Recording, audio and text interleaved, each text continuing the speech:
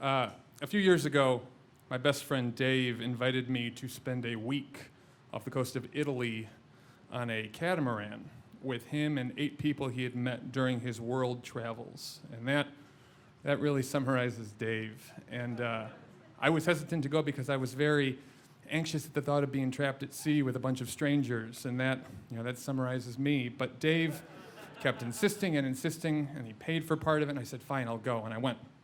And on this boat, people had come together from all over the world, okay? A guy named James had come in from China, a woman named Christine had flown in from Tanzania, and professionally speaking, they all did these things that were so impressive with words that I had heard before, but words I really didn't understand, like infrastructure or sustainability.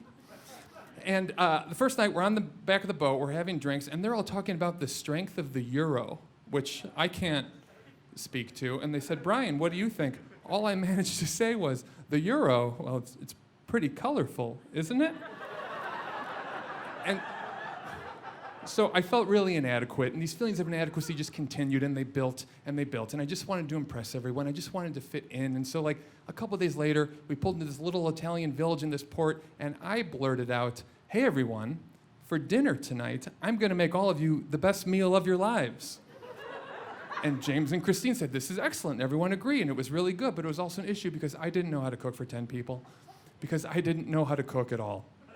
I told myself I'm just gonna figure it out. So I walk off into this Italian village, and I don't know what I'm looking for until I smell my answer, okay? It's a fish market.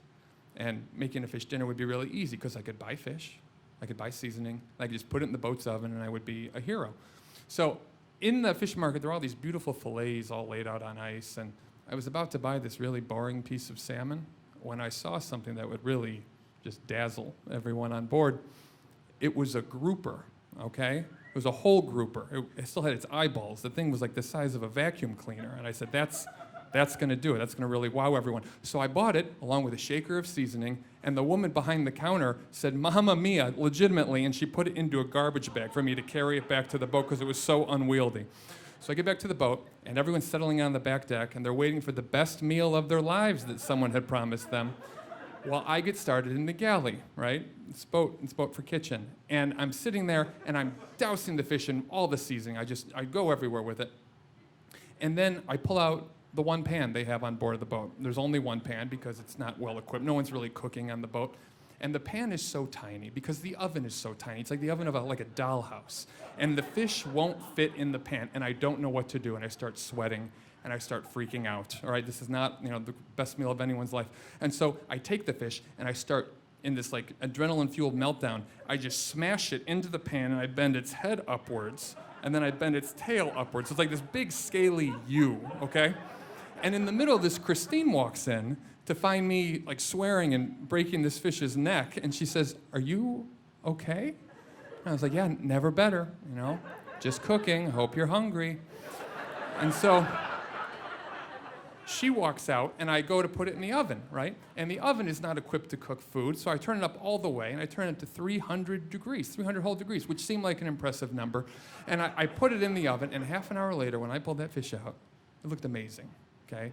It was flaky and crispy, and it was that weird shape, but it worked. I had done it, and I took it out, and I sat on the back deck, and everyone clapped for me.